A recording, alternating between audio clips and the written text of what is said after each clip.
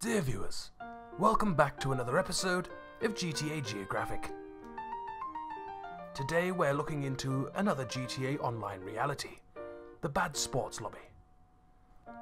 But just before we dive into this, I'd like to kindly request you ring-a-ting-a-ling your tiny brass bell and softly but resolutely call for Charles.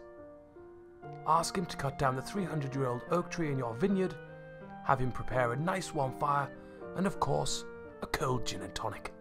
Now that you're all settled in, it's time for an adventure. We stand in Palito Bay, on the edge of the world.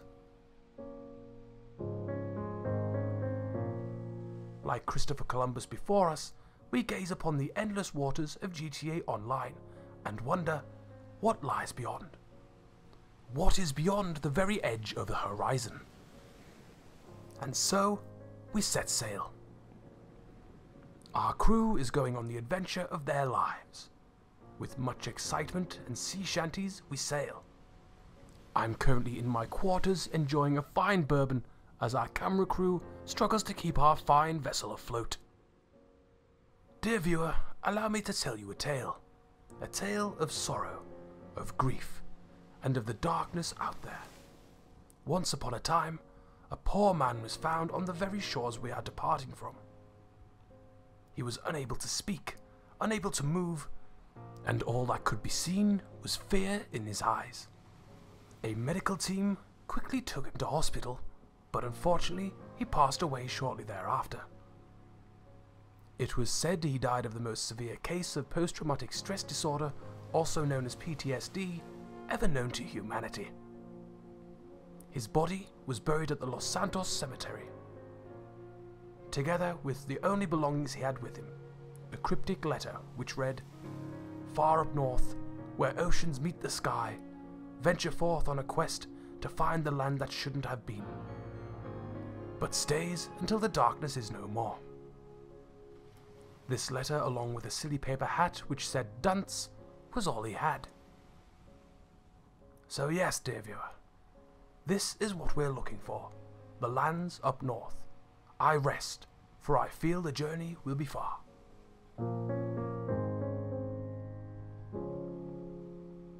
The next day, I am awoken by our editor, Stu. "Land ahoy!" he yells, and in the distance, there are fields. We quickly set sail. The air feels heavy.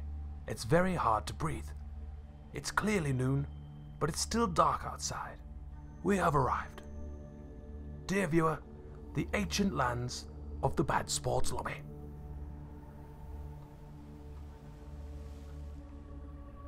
Ever since the days of old, the Bad Sports Lobby has been out there. An alternate reality which the ordinary player cannot travel to. The gods, Rockstar, implemented this reality for the absolute bottom feeder in our GTA Online society. It is truly the hell of GTA Online. The places once crowded are abandoned, the streets are empty, and all you hear are whispers through the streets. Be very quiet, and you might hear the voices of the fallen.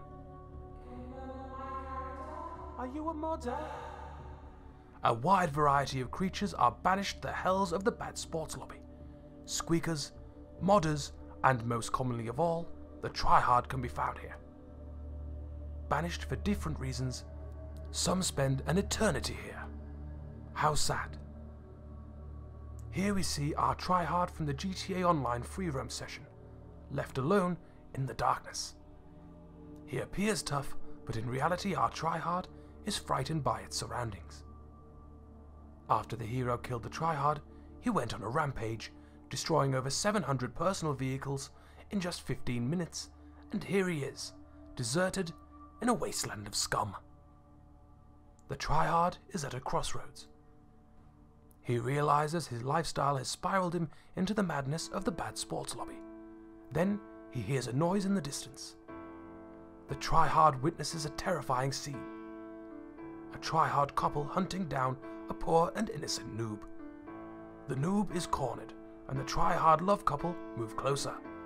But what is this? Our Tryhard is moving to save the noob? Oh my, what will happen?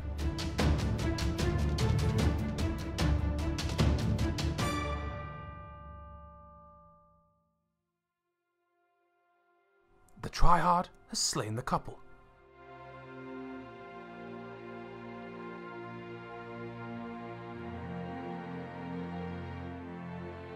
But it was too late. Another light fades in the GTA Online Bad Sports lobby. But oh my, what is this? The Tryhard it's changing. It looks like our Tryhard has become the hero. It all makes sense now. The circle is complete. When a Tryhard is banished to the hell of the Bad Sports lobby, it's given a choice. A choice to better his ways. To, instead of slaying everything in his path, to instead save humanity from the Tryhard brethren. As one light fades, another one starts lighting in the darkness. We head back to our ship. What an adventure.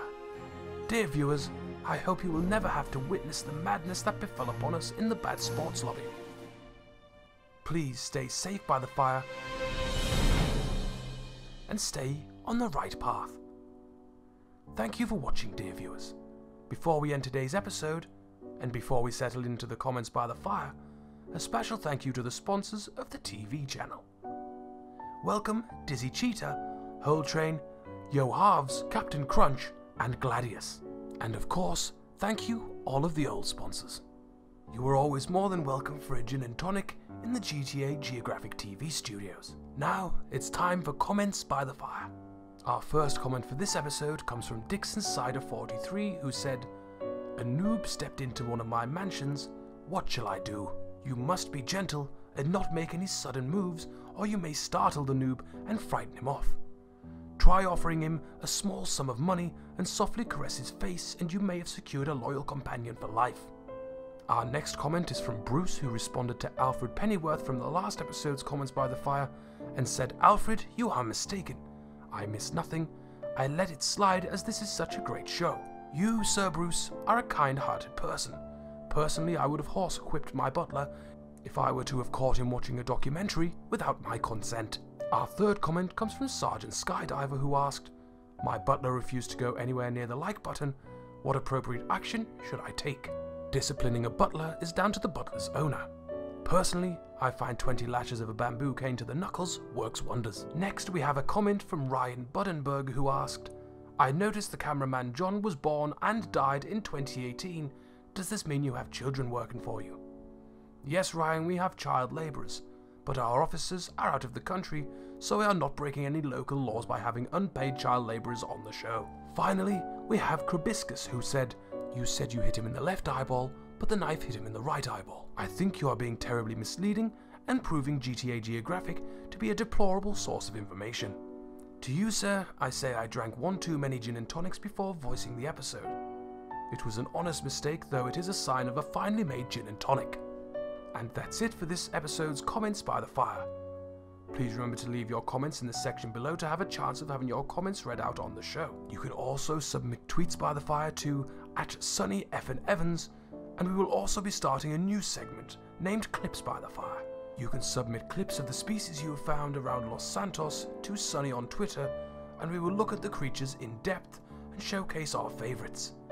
Please be sure that your clips are no longer than 30 seconds in length before you submit a clip. Thank you for watching. Please remember to stroke the like button and tickle the bell below to be kept informed of new episodes, and share the episode with your friends. Be safe on your travels and take care, dear viewers.